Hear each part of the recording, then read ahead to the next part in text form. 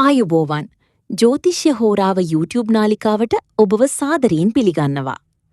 ඔබ දන්නවාද ලග්න 12න් අජීවී වස්තුවක් සංකේතවත් කරන එකම ලග්නය මොකක්ද කියලා?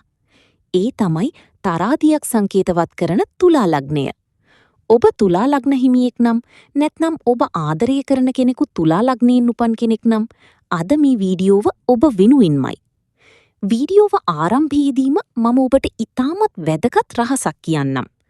තුලා ලග්න හිමියන් තුල ලෝකයම දකින්නේ බොහොම සාමකාමී නිහඬ ගතිගුණ වුණත් ඔවුන් තුල කිසිවකුත් නොදන්නා ඉතා ප්‍රබල සැඟවුණු බලයක් තිබෙනවා. ඒ වගේම ඔවුන්ගේ ජීවිතය සම්පූර්ණයෙන්ම කඩුළු මතින් වැටුණු ගමනක් වගේ වෙන්නේ ඇයි? වීඩියෝව අවසානයේදීම මම ඔබට තුලා ලග්න හිමියන්ගේ ඒ සුවිශේෂී රහස සහ ඉදිරි දියුණුවට කළ යුතු වැදගත්ම දී ගැන රහසක් හෙළි කරනවා. ඒ නිසා වීඩියෝව අවසාන වනතුරු රැඳී සිටින්න. ජ්‍යෝතිෂ්‍ය විද්‍යාවට අනුව තුලා ලග්නය කියන්නේ රාශි චක්‍රයේ 7 වන රාශියයි. මෙය වායෝ රාශියක්. මෙහි අධිපති ග්‍රහයා වෙන්නේ සිකුරු. සිකුරු කියන්නේ ආදරය, සැප සම්පත් සහ කලාත්මක භාවට අධිපති ග්‍රහයා. අන්න ඒ නිසයි තුලා ලග්න හිමියන් හැම විටම පිළිවෙලට ලස්සනට ඉන්න කැමති වෙන්නේ. තුලා ලග්න හිමියන් බොහෝ විට ප්‍රසන්න පෙනුමකින් යුක්තයි. ඔවුන්ගේ මුහුණේ නිතරම ආකර්ශනීය හිනාවක් තිබෙනවා. ඇඳුම් පැළඳුම් තෝරා ගැනීමේදී ඔවුන්ට ඉතා ඉහළ රුචිකත්වයක් තියෙනවා. ලොකු මුදලක් වියදම් නොකලත් Tamanට ගැළපෙන විදිහට පිරිසිදුවට ඇඳලා ඉන්න ඔවුන් දක්ෂයි. තුලා ලග්නයේ ප්‍රධානම ලක්ෂණය තමයි සමබරතාවය. තරාදියක් වගේම හැම දෙයක්ම දෙපැත්තටම සාධාරණව හිතන්න ඔවුන් උත්සාහ කරනවා. ඔවුන් යුක්තිය අගය කරනවා. Tamanට අසාධාරණයක් වුණත් අනුන්ට අසාධාරණයක් වෙනවා බලන්න ඔවුන් කැමති නැහැ. ඒ වගේම තුලා ලග්න හිමියන් හරිම සමාජශීලී.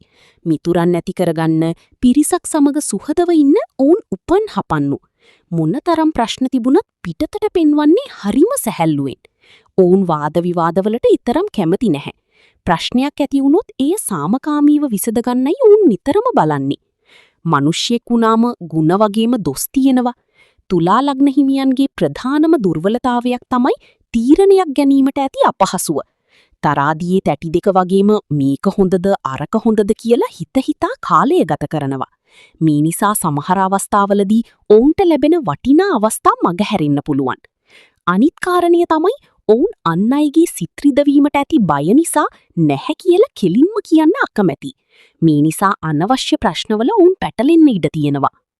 කලා ක්ෂේත්‍රය, විලාසිතා, නීතිය සහ වෙළඳාම තුලා ලග්න හිමියන්ට ඉතාමත් ගැලපෙනවා. සිකුරුගේ බලපෑම නිසා නිර්මාණශීලී වැඩවලින් ඔවුන්ට දියුණු වෙන්න පුළුවන්. මුදල් කළමනාකරණය ගැන ඔවුන්ට හොඳ අවබෝධයක් තියෙනවා. හැබැයි ලස්සන දේවල් දකිද්දී යම් ප්‍රමාණයකට වඩා වියදම් කරන ගතියකුත් දැක ගන්න ලැබෙනවා. ආදරයේදී තුලා ලග්න හිමියන් හරිම සංවේදී වගේම ආදරණීයයි. Tamanගේ සහකරු හෝ සහකාරියගෙන් ඔවුන් බලාපොරොත්තු වෙන්නේ අවංකකම සහ ගෞරවයයි. පවුල වෙනුවින් උපරිම කැපකිරීම කරන්න ඔවුන් සූදානම්. වීඩියෝව ආරම්භයේදී මම ඔබට කිව්වා තුලා ලග්න හිමියන්ගේ සැඟවුණු රහසක් ගැන. තුලා ලග්න හිමියන් කියන්නේ අනුන්ගේ ඕනා එපාකම් වලට Tamanගේ ජීවිතේ කැප කරන පිරිසක්. ඔවුන් Taman ගැන හිතනවාට වඩා අන් අය ගැන හිතනවා වැඩි. ඔබේ දියුණුවට තියෙන ලොකුම බාධාව තමයි අනුන් මොනව හිතයිද කියන එක. ඔබට ජීවිතේ ජයග්‍රහණය කරන්න ඕනේ නම් අනුන් ගැන හිතන එක මදක් නතර කරලා Tamanගේ හැකියාවන් ගැන විශ්වාසය තබා තීරණ ගන්න පුරුදු වෙන්න. ඔබ තීරණයක් ගත්තොත් එය ක්‍රියාත්මක කරන්න පසුබට වෙන්න එපා. ඔබේ දියුණුව පවතින්නේ ඔබේ නොබියව ගන්නා තීරණ මතයි. අද දවසේ තුලා ලග්නය ගැන අපි ගෙනා තොරතුරු ඔබට වැදගත් වුණා කියලා අපි හිතනවා. ඔබේ අදහස් පහතින් කොමෙන්ට් කරන්න. මේ වගේ වටිනා ජ්‍යෝතිෂ්‍ය තොරතුරු දිනපතා දැනගන්න අපි ජ්‍යෝතිෂ්‍ය හෝරාව නාලිකාව සබ්ස්ක්‍රයිබ් කරන්න. සියලු දෙනාටම තිරුවන් සරණයි, වාසනාවන්ත දවසක්.